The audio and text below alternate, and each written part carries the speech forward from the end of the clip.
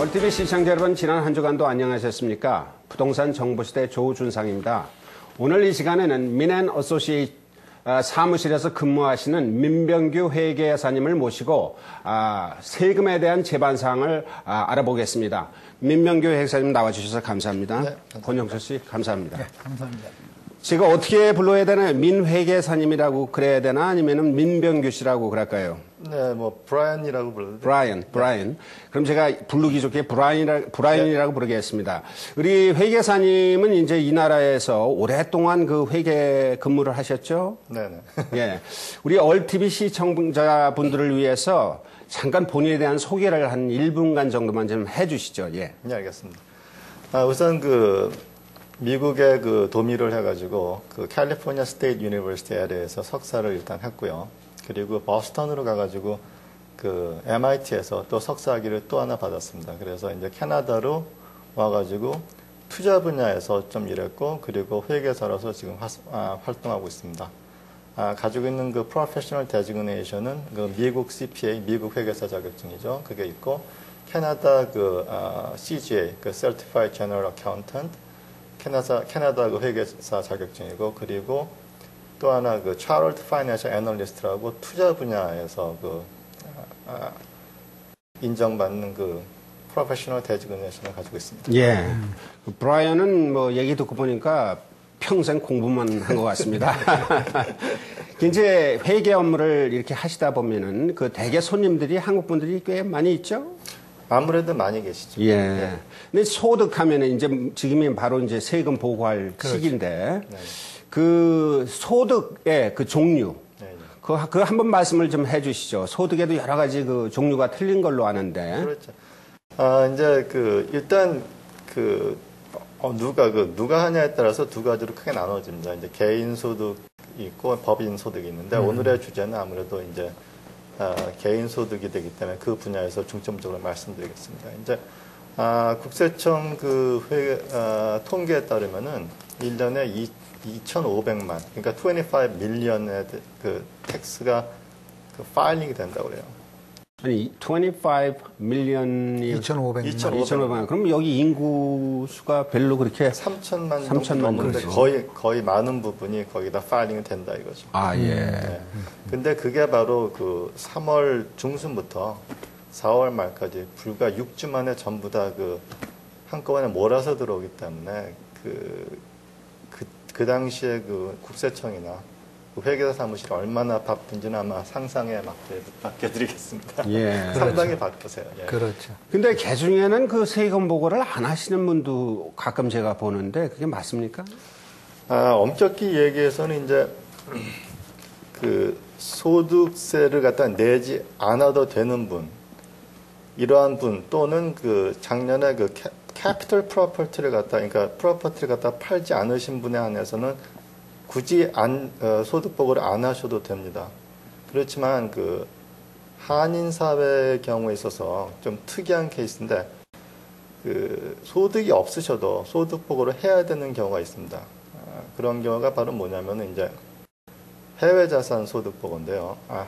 해외 자산 보고죠. 그렇게 되는 경우에는 아무리 소득이 없어서 소득세를 갖다 내지 않을 그런 처지라도 그것만큼 꼭 해주셔야 돼요. 왜냐하면 안 하면은 그거에 대한 벌금이 상당히 스티프합니다. 그래서 맥시멈 한 달에 500불까지 차지를 할 수가 있고, 예를 들어가지고 이제 바로 말씀하신 이런 경우가 좀 요새 많이 나타나는데, 한국에 한 1년이나 1년 반 갔다 오시는 분들이 계세요. 사실 이제 소득이 없으시고 은퇴하신 분들이 보통 그렇게 하시는데, 그래서 소득 등을 보고할 거 없어가지고 보고를 안 하셨어요. 근데 이제 한 1년 후에 와보니까 이제 소득 보고를 해야 되니까 작년 거를 하려다 보니까 재작년 것도 안 했단 말이에요. 그래서 무심코 이제 그냥 똑같이 하셨는데 소득이 거의 없이. 근데 문제는 이분 같은 경우는 그 전부터 계속 해외 자산 보고를 해와셨던 분이거든요. 그래서 해외 자산 보고를 똑같이 하셨는데 한 달쯤 있다가 이제 국세청에서 레터가 왔는데 벌금을 4,000불을 내라고 났어요. 예. 소득이 하나도 없는데. 왜냐? 해외 자산 보고를 1년 늦게 하셨기 때문에. 그러니까 그런 점은 상당히 조심하셔야 됩니다. 지금 말씀하신 게 해외 재산 보호라고 뭐 해외 보고라, 자산 보고 네. 그런 소득이 아니지 않습니까? 그러니까 내가 예를 들어서 한국에 재산을 갖고 있으면은 네. 거기에서 나오는 소득이 없는데 무슨 소득세? 그게 이제 소득 보고에 같이 첨부가 되게 돼 있어요. 해외 자산 보고가. 내가 재산이 얼마 있는가? 예, T1135 폼이라는 게 있어가지고 예. 그게 98년부터 그 법령화가 됐는데 꼭 그걸 갖다 보고하게 돼 있습니다. 예, 우리 시청자 여러분들이 잘 아셔야 되는 예, 그렇네요. 상당히 조심하셔야 돼요. 예. 그러니까 이제 여기 캐나다에서 아무런 소득이 없어도 한국에 그런 재산이 있으시면 그 보고를 이제 해 주셔야 되는 거네. 네. 예. 그렇죠. 네. 그러니까 무슨 얘기냐면 결국 세금 보고는 누구나 다 해야 된다는 그런 말씀이시네요. 그렇죠. 그리고 사실은 소득세를 갖다가 내지 않을 정도로 소득이 낮으신 분들한테는 또 이 캐나다가 사회복지가 잘 돼 있기 때문에 여러 가지 혜택이 많이 돌아와요. 그래서 예를 들어서 뭐 GST 크레딧이라든지 뭐 차일드 텍스 베네핏 이런 것들이 많이 돌아오기 때문에 가능하면 제때제때 그 보고해 주시는 게 좋습니다. 그래야지 그 또 혜택이 제때제때 돌아오기 때문이죠. 결국은 권영철 씨, 그 소득, 그러니까 인컴이 하나도 없는 분들도 세금 보고를 함으로써 혜택을 받는다. 뭐 그렇죠. GST도 그렇죠. 돌려받고. GST 리베이트 같은 예. 거 받고. 네, 그렇죠. 그 지금이 막 이제 세금 보고할 때인데 그 기한이 언제까지 해야 되는 겁니까? 일반적으로 이제 많이 알고 계시다시피 4월 30일까지입니다. 그렇지만 그 예외가 있는데요. 그 본인이나 아니면 배우자가 그 셀프 인플로이, 그러니까 자영업자인 경우에는 6월 15일까지 연장을 해주세요. 그래서 6월 15일까지 소득 보고를 하면은 페널티를 면하게 됩니다. 예. 조금 좀 기간을 좀 연장시켜서 숨통을 좀 우리 털어내죠. 한인들은 참 사실 셀프 엠플로이드가 많죠. 그렇죠? 무슨 예. 컨비니언스도 하신다든가 그렇죠. 아니면 뭐 세탁업을 하신다든가 그분들은 6월 15일 날까지 해도 페널티가 없다. 그런 말씀이시죠? 예, 근데 이 페널티에 대해서 말씀드리면요. 이제 그 소득 보고 마감일 하루만 늦어도 당장 5%의 그 페널티가 없습니다. 5%. 예, 그게 굉장한 이잖아요. 예, 그 세금 낼 금액에 예를 들어서 세금 낼 금액이 10,000불이라고 가정해 볼 때 하루만 늦으면은 바로 500불의 그 페널티가 붙고요. 그리고 또 매달 1%씩 또 가산이 돼요. 그래서 예를 들어서 3달 있다가 보고를 하는 경우에는 그 매달 1%씩 해서 100불씩 되겠죠. 10,000불이 그 소득세인 경우에. 그래서 토탈 800불에 대한 그 벌금이 붙고 플러스 그리고 또 그 체납 이자가 또 붙어요. 페널티 플러스 예. 이자. 체납 이자는 지금 연 8%로 국세청에서 그렇게 차지하고 있습니다. 예. 그러니까 가능하면 제때하시는 게 좋죠. 권영철 씨, 우리 주위에 손님들 중에서 많은 분들이 그 세금을 보고 안 하시는 분들을 제가 많이 봤습니다. 근데 그 이유는 인컴이 없다. 버는 게 없는데 무슨 세금 보고. 근데 지금 브라이언 얘기 들어보면은 그렇지 않네요. 꼭 세금 보고를 해야 되네요. 그렇죠. 이 나라는 사실 그 세율이 굉장히 높은 나라 아닙니까? 재산세도 높지만은 뭐 소득세 역시 굉장히 높은데 그 재산세가 아니죠. 소득세율에 대해서 좀 말씀을 해 주시죠. 예. 네네. 지금 말씀해 주신 대로 그 소득세율이 그 누진세율로 적용이 됩니다. 누진세율이라는 거는 이제 아시다시피 소득이 높으면 높을수록 이제 높은 세율이 적용되는데요. 그 보통 이제 한 5단계 그 구간으로 나눠서 소득 구간에 나눠서 이제 일반적인 소득세율이 적용이 됩니다. 그래서 roughly 그 나눠 보면은 1년에 9,600불까지의 개인 소득은 면세입니다. 즉 9,600불까지는 버셔도 아무런 소득세가 적용이 안 된다. 이런 그 퍼스널 exemption. 그렇죠. 퍼스널 exemption. 예. 이번에 많이 올랐어요. 예. 2007년부터 2006년에는 8,900불이었는데 하퍼 그 정부가 많이 올려줬습니다. 그래서 9,600불까지는 면세고 그 다음에 가장 낮은 소득세율이 적용하는 기간이 바로 9,600불에서부터 35,000불 이 구간이 되는데 여기에 21%가 적용이 됩니다. 전체 세금을 다 포함해서 그렇지만 세금 종류도 여러 가지인데 그러니까 전부 다 합해서 21%. Total taxable income에 대해서. 예. 그리고 이제 35,000불부터 65,000불 구간이 또 있는데 그 경우에는 31%가 예. 적용이 한 되고요. 2만 불 정도 넘네요. 예. 그리고 그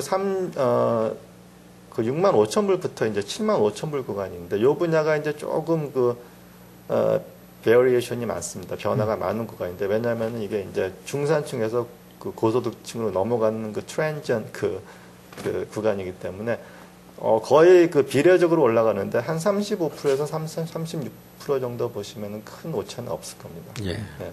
그 다음에 7만 5천부터 12만 5천까지는 확 뜁니다. 고소득층으로 이제 분류가 되기 때문에 그래서 43.4%. 대단합니다. 아직 안 끝났습니다. 12만 5천 불 이상이시면은 예. 46.4% 거의 반을 소득세입니다. 그러니까, 지금 이 소득세율은 연방 정부하고 그 온타리오 주 정부를 같이 합산해서 토탈 세율이라고 생각합니다. 거기다 CPP, UI 다 들어간 겁니까 지금? 그거는 아니죠. 또 그건 따르고. 그러니까 이 나라는 보면은 있는 사람 또 많이 보는 사람한테 많이 띄어가지고 좀 부족한 사람들한테 이제 이렇게 메꿔주는 그런 시스템에 대해서 아까 말씀하신 대로 자기가 소득이 없더라도 세금 신고를 하게 되면 이제 거기서 그런 데서 이제 혜택을 받는 아마 그런 게 되겠죠. 그렇다면은 실링이 있을 거 아닙니까? 실링이 46.4%예요. 그게 맥시멈입니까? 예, 예를 들어서 이제 여기서 전문의 의뢰든지 아니면은 뭐 닥터 같은 경우에는 보통 30만 불, 40만 불 받는데 그분들 같은 경우에는 뭐 거의 반이 세금으로 나가고 있습니다. 그 UI하고 다 포함해서 반이네요. 거기다가 또 그 히든 텍스가 있지 않습니까? GST 내죠. PST 내죠. 소비세죠. 예, 그건 소비세지. 그렇죠. 또 거기다가 프로퍼티 텍스 내죠. 그거 다 계산하면은 내 돈이 없네요. 그죠? 우리 권영철 씨는 몇 %나 내시는지. 그래서 뭐 저 나중에 이제 민병기 씨한테 좀 여쭤봐야겠습니다. 저는 어디에 해당하는지. 개인적인 질문. 대표님 같으면 아무래도 탑 텍스 브레이크. 저요? 굉장히 많이 내죠. 그러면은 이제 우리 교민들도 물론 그렇고 또 사업하시는 분들도 그렇고 사실 우리가 가끔씩 그 정부에서 감사를 받습니다. 네, 네.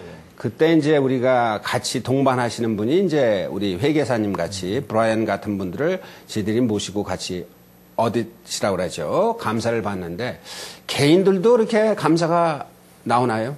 그렇죠. 네. 예, 그런 경우에는 어떻게 처리를 해야 됩니까? 근데 이제 감사라는 게 그 여러 가지 그 프로그램으로 나뉘어져요, 사실은요. 예를 들어서 우리가 이제 4월 30일까지 예를 들어서 그 보고를 한다는 가정하에 한 달쯤 정도 지나면 이제 가버먼트에서 레터가 날라오죠. 바로 Notice of Assessment 해가지고 한국말로 번역하면은 평가 인준서 이렇게 해서 이제 레터가 날라옵니다. 이제 많은 분들께서 그게 날라오면 올해도 잘 끝났다, 올해도 무사 이렇게 생각하시는데 사실은 메인 게임은 그때 그 다음. 그것만 받았다고 해서 안심할 게 아니고. 그게 전혀 아닙니다. 예. 그래서 이제 그거를 경계로 해서 그 pre-assessment review라는 게 있고요. 그 바로 그 다음 노리스 어세스먼트 받은 다음에 시작되는 게 processing review program 또는 뭐 post assessment review program 이렇게 두 개로 나눠져요. 그래서 그 프리어세스먼트 리뷰는 보통 한 3월부터 7월 정도까지 계속되는데 이거는 아주 비저블 에러, 노리서브 에러가 있는 경우, 그러니까 뭐 그 숫자가 좀 틀렸다든지 아니면 뭐 이상한 크레딧을 많이 신청했던 이런 경우에 문의가 들어오는 그러한 케이스가 보통 서류 보완 정도로 끝나고요. 그리고 이제 그 노리스 어세스먼트 받은 다음 그 포스트 어세스먼트 리뷰 이 경우에도 많은 경우 이제 그 서류 보완 정도로 끝나. 예를 들어서 내가 이제 우리 애가 그 대학교를 다녀서 튜이션 크레딧을 신청했다. 이런 경우에 사실 그걸 갖다 어태치는 하지 않습니다. 그 파일링 하는 경우에. 그렇지만 이걸 갖다가 베리파이 하기 위해서 한번 보내봐라. 이런 경우가 있고 또 뭐 재산세를 갖다가 온타리오 크레딧을 신청했는데 재산세 진짜 낸 거 흔적 같은 거 갖다가 네가 보여봐라. 캔슬 체크하고. 이렇게 서류 정도로 끝나는 게 상당히 많아요. 그렇지만 이제 우리가 진짜로 걱정하는 어딧은 그거는 이제 따로 레터가 날라오죠. 그래서 언제부터 할 테니까 그 네가 무슨 세일즈 저널이라든지 이런 걸 갖다 준비해라. 이런 식으로 따로 날라오겠습니다. 이 바로 이 포스트 어세스먼트 리뷰가 한 6월부터 한 11월까지 진행이 되고요. 그리고 마지막에 또 이게 1년 12달 그 어딧이 돌아가는데요, 프로그램이. 마지막에 그 진행되는 프로그램이 매칭 프로그램이라고 그래가지고 제3자를 통한 그 매칭 그 프로그램인 게 있어요. 그게 뭐냐면 예를 들어서 우리가 이제 은행에 그 적금을 하게 되면은 거기서 이자가 나오잖아요. 그러면은 거기서 이제 그 다음 해 2월까지 그 이자 소득에 대해서 T5라는 거게 이제 그 고객들한테 날라오고 그 다른 한 분은 국세청에 보고가 되게 됩니다. 그러면은 국세청 경우에는 그 자료들을 전부 보고 아, 이 사람이 그 이걸 제대로 보고했는지 안 했는지 매칭을 하게 돼요. 이게 바로 한 9월부터 그 다음에 3월까지 이 프로그램이 또 연장이 되는데요. 이 경우에 상당히 많은 부분을 잡아내요. 작년 경우에 그 국세청 그 통계에 의하면은 이걸로 해서 인해 가지고 거의 450 밀리언을 갖다가 더 추징을 했다. 이렇게. 대단하네요. 결국 무슨 얘기냐면 이자 받고 한쪽은 받고 보고는 안 한 그런 말씀이신 것 같아요. 그런 그죠? 경우는 아주 잘 걸립니다. 그래서 심지어는 30불, 40불까지도 금방 잡아내는 케이스가 있기 때문에 그런 거는 꼭 보고를 하셔야 돼요. 아주 철저하네요. 예.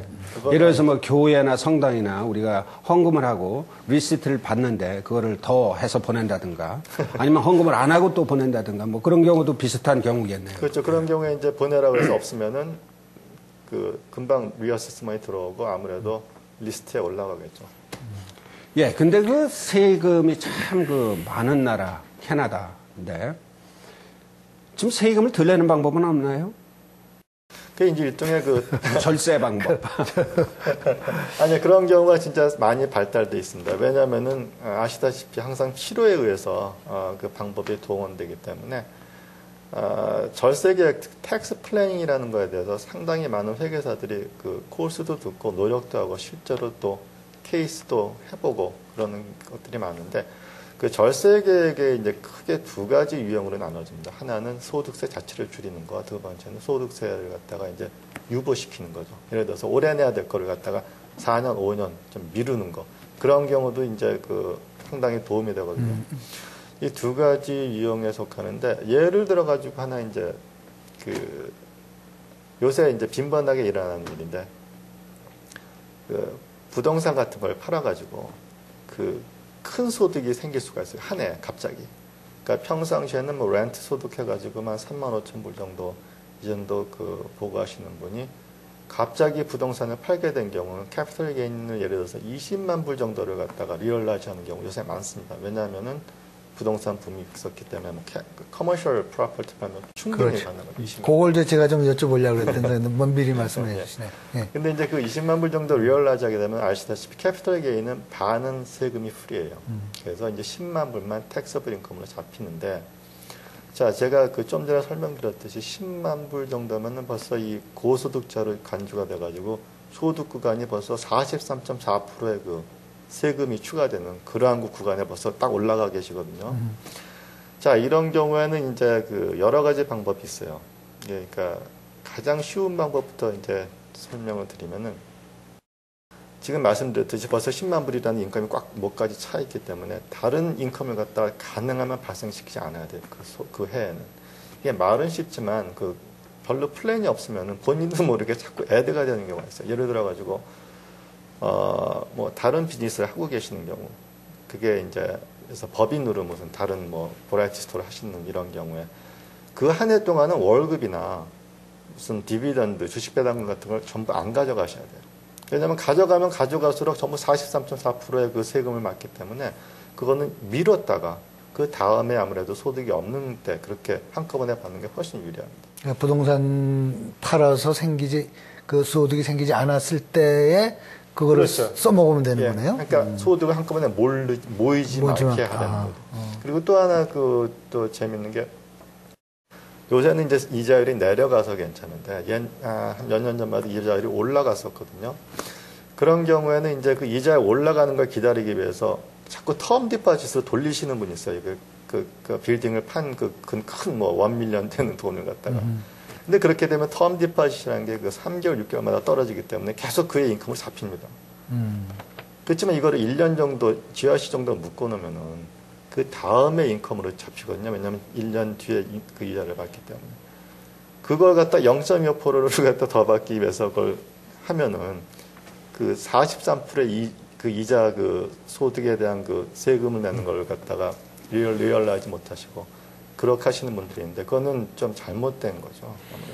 그러니까 이제 우리 그 시청자들 입장에서 볼 적에는 그런 절세를 위해서는 그 세금 플랜을 계획을 좀 세워서 네. 어떻게 이럴 경우에는 어떻게 한다는 그런 그 구체적인 그런 계획이 있는 것이 훨씬 그냥 막연하게 그렇게 하는 것보다는 훨씬 낫겠네요. 네, 그렇죠. 또 그리고 또 다른 방법도 많습니다. 그래서 좀 간단히 소개시켜드리면 왜냐하면 요새 그 많이 적용되는 케이스이기 때문에 그 RRSP를 사시면 되는데 뭐 많은 분들이 알고 계세요. RRSP를 사면은 그 인컴을 갖다가 그만큼 디덕트 할 수 있으니까 훨씬 더 절세 효과가 좋다고 그러는데 그건 이제 1차원적인 그 문제고 2차원적인 문제는 뭐냐면은 이거를 언제 적용하냐에 따라 상당히 틀려져요. 그 효과가 2배 이상으로 뛸 수가 있습니다. 예를 들어가지고 평상시에 아까도 말씀드렸듯이 한 35,000불 정도의 그 렌탈 인컴이 있는 경우 내년에 이제 프로퍼티를 판다고 가정해 볼 때 올해 RRSP가 딱 10,000불 정도 살 수 있다는 가정을 해보자고요. 그러면은 올해 35,000불짜리 그 인컴을 10,000불로 사봤자 25,000불로 떨어뜨리거든요.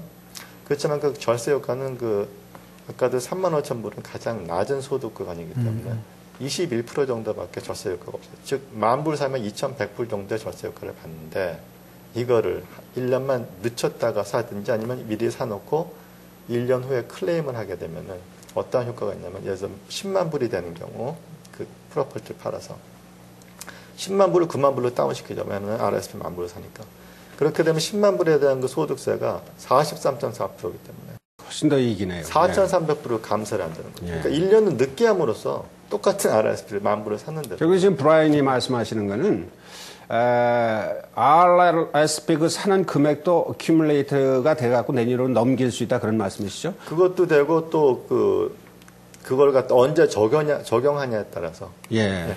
그러니까 올해 내가 10,000불 살 거를 안 사고 내년으로 넘길 수 있다. 소득이 많은 애로 넘길 수 있다. 그렇죠. 그리고 올해 사더라도 그걸 클레임을 안 하시면 돼요. 클레임을 안 하면 되고 그걸 넘기면 된다. 아니 클레임은 안 하려면 살 필요도 없죠. 뭐 아니죠.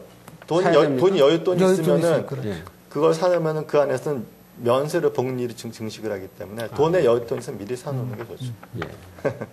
근데 그걸 이제 안 사고 계속 미뤄두면은 자기가 한 해 사는 그 액수가 있기 때문에 그걸 자꾸 안 사고 미루면 이제 나중에 사고 싶어도 못 사는 경우가 생기죠. 아니죠. 그거는 그 forever 그 그렇습니까? accumulation. 예. 없어지지가 않아요. 어큐뮬레이트가 된다니까. 계속 내년으로 미룰 수가 있다고. 예.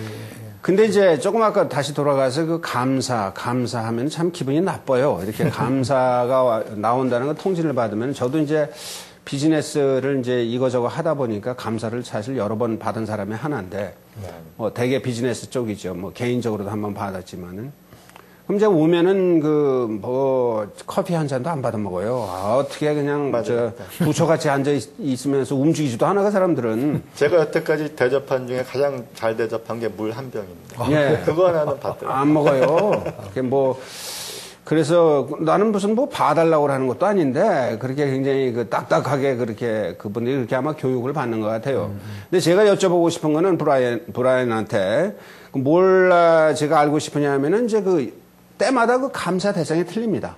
어떤 경우에는 뭐 컨비니언스 스토어를 쭉 나오는 경우가 있고 어떤 경우에는 리얼 에스테이트 에이전트한테 쭉 그거 한번 말씀을 좀 해주시죠. 예. 이게 이제 두 가지로 나누죠. 아까 말씀드렸듯이 개인들이 보통 파일링 하잖아요. 그런 경우에 이제 여러 가지 그 크레딧을 갖다가 이제 그 클레임하게 됩니다. 예를 들어 가지고 무슨 뭐 메디컬 익스펜스라든지 무빙 익스펜스 이런 걸 여러 가지를 크레딧을 클레임하는데 이것도 그 국세청에 다 자료가 있어요. 그래서 전년도 재작년도 보면은 그 감사를 해봤더니 많이 틀리더라. 이런 항목들이 있습니다. 그래서 그런 것들을 집중적으로 하는 게 이제 또 하나가 있고요. 그 두 번째는 그 현재 그 지금 국세청이 가장 그 포커스를 두고 있는 그 감사 대상이 뭐냐면 바로 도네이션 슬립이에요. 왜냐면은 지난 한 4, 5년 동안 그 텍스 쉘터라는 걸 이용해 가지고 도네이션 부풀리기 그러한 그 스킴 그러한 그 일종의 좀 사기죠. 그걸 갖다 많이 해가지고 예를 들어서 5,000불 도네이션 했는데 슬립이 10,000불, 20,000불짜리가 막 나오는 거예요.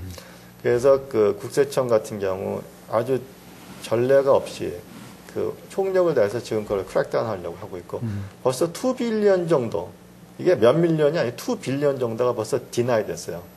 그리고 그거 한 사람들이 어디서를 받고 있고. 그래서 이제 타겟 같은 경우에 이제 그런 게 있고요. 또 이제 비즈니스를 하시는 분은 지금 말씀한 대로 인더스트리마다 또 좀 틀려져요. 그래서 요새 좀 많이 보는 분야들이 그러니까 항상 그 호황이 되는 그 분야를 많이 좀 집중적으로 하거든요. 아시다시피 부동산 그 에이전트들도 많이 당하셨고, 그리고 또 국세청이 가장 싫어하는 게 언더그라운드 이코노미입니다. 무슨 냐면 캐시 딜 해가지고 쓱싹 하는 거. 그거에 이제 가장 대표적인 게 바로 컨비니언스 스토어. 아니죠. 그거보다는 좀 더 심한 게 이 주택 레노베이션 해주는 분들. 레노베이션. 네. 이분들은 상당히 그 감사 대상이 될 수 있어요. 그 자기 그 인더스트리 에어리아에서. 또 그것뿐만이 아니죠. 이제 그 비즈니스 같은 경우에는 여러 가지 그 스크리닝 프로시저가 있는데, 제가 보기에는 그 크게 세 가지로 나눠져요. 이 사람들이 그 감사를 하는 골라내는 그 셀렉션 프로시저가.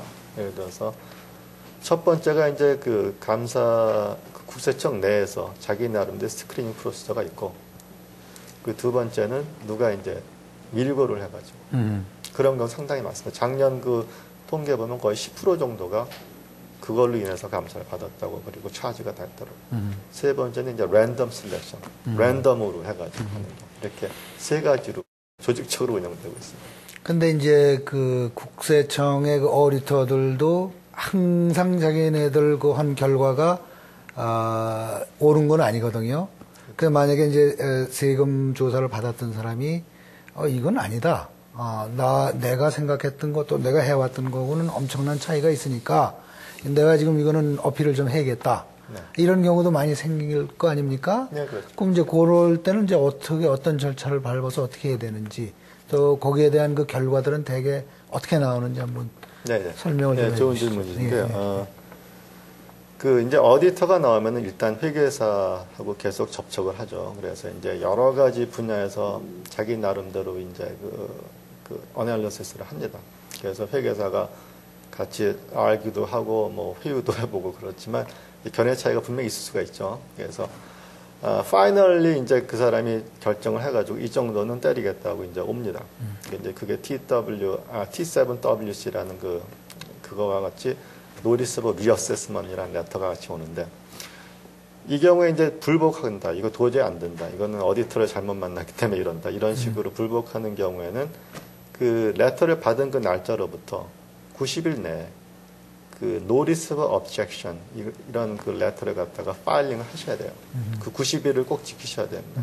일단 파일링을 해놓으면은 국세청의 어필스 디파트먼트라는 게 있거든요. 거기에 이제 접수가 되고, 거기서 인디펜던트한 그 오피서가 지정이 돼요. 그 사람은 뭐를 하냐면 납세자, 텍스페이어, 그리고 어디터가 주장하는 것다가 다 들어봐요. 그래서 그 사람이 결정합니다. 이거는 어디터 네가 좀 너무 과한 것 같다.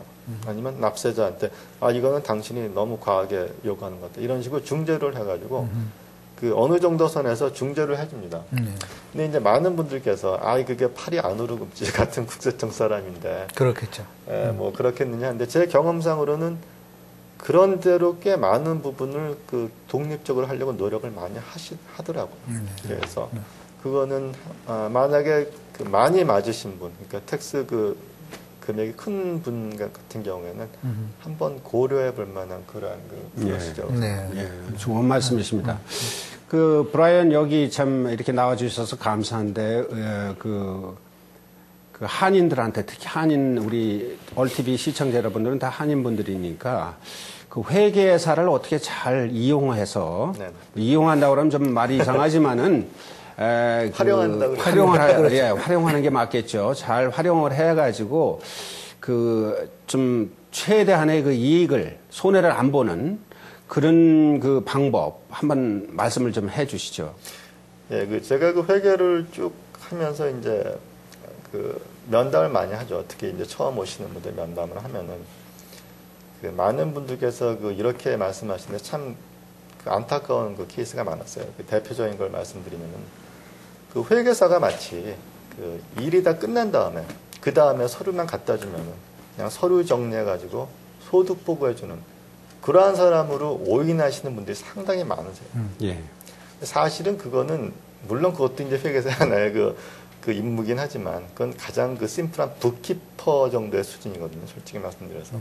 그거를 차에 비교하면은 아주 성능 좋은 그 BMW 사신 다음에 그걸 그 하이웨이를 갖다 질주해도 모자랄 판에 앞에 바로 보이는 그 500m밖에 안 되는 슈퍼마켓 가는데 쓰려고 그걸 사시는 거랑 똑같은 케이스예요. 무슨 말이냐면은 회계사는 여러 가지 그 비즈니스 조언도 해드릴 수 있고 그리고 그 텍스 플래닝도 해드릴 수 있기 때문에 무슨 일을 저지르시기 전에 미리미리 플래닝을 해서 말하면 항상 좋은 결과를 갖다가 가지고 올 수 있다고 이렇게 생각이 되고요. 그리고 두 번째 또 아쉬운 케이스는 회계사는 회계하고 나는 비즈니스하고 이렇게 세퍼레이트 하시는 분들이 많아요. 나는 머리 아프니까 당신이 알아서 다 해주십시오. 그러다 보니까 이제 회계사랑 안 만나게 되세요. 그 연락도 잘 안 하시게 되고 1년에 한 번 만나는데 그것도 뭐 숲에 사인하러 그러니까 그 페이하러 오실 때만 만나고 어떤 경우에는 그것도 이제 앞에 그 직원분한테 하기 때문에 1년, 2년 정도 안 만나는 분이 계시는데 사실 제가 장담하건대 회계라는 분야만큼 그 손님에 대해서 잘 알수록 좋은 결과가 나온 그러한 분야가 없습니다. 제가 알기로는. 그 손님에 대해서 잘 알면 알수록 항상 좋은 결과가 나기 때문에 그건 그 고객분들 자신의 그 듀티예요. 얼마나 본인을 업데이트 시켜주는지. 그래야지 항상 좋은 결과가 나온다고 생각합니다. 예. 참 오늘 좋은 말씀 또 필요한 말씀 많이 해주시는데 뭐 그러다 보니까 뭐 시간이 또 다 됐습니다. 네네. 그래서 다음 기회에 오늘 다 못한 말 다음 기회에 한 번 더 모시기로 하고 네. 우리 브라이언 우리 얼티비 시청자 여러분들께 마지막으로 인사 말씀 한마디 또 권고의 말씀 한마디 해주시고 오늘 이 프로그램을 마쳐야 되겠습니다. 네, 감사합니다. 캐나다에 사시는 많은 그 한인 동포 여러분, 특히 비즈니스 하시는 분들, 제 생각으로는 현재 실물 체감 경기가 그렇게 좋지 못하다고 생각이 됩니다. 특히 그 지역에 따라 좀 틀리겠지만, 특히 온타리오 같은 경우에 여러 가지 악조건 하에서 열심히 노력하시는 분들, 특히 비즈니스 하시는 분들에 대해서 회계사로서 누구보다도 잘 알고 있습니다. 그렇지만 이제 이럴 때일수록 회계사랑 좀 밀접하게 관계를 하시고 그리고 본인의 시츄에이션을 잘 업데이트를 시켜줘가지고 만일에 어떤 일이 생겼을 경우 불필요한 세금 내지는 더 나아가서 불필요한 벌금 같은 거는 안 물어야 되겠습니다.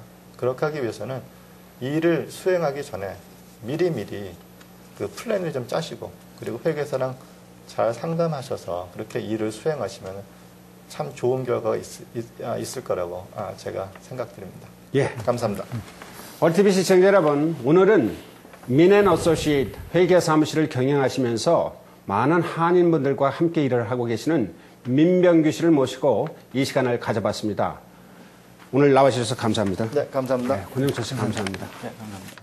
시청자 여러분, 저는 다음 주 이 시간 새로운 업계, 새로운 분을 모시고 여러분을 다시 배울 것을 약속하면서 오늘 여기서 인사드리겠습니다. 안녕히 계십시오.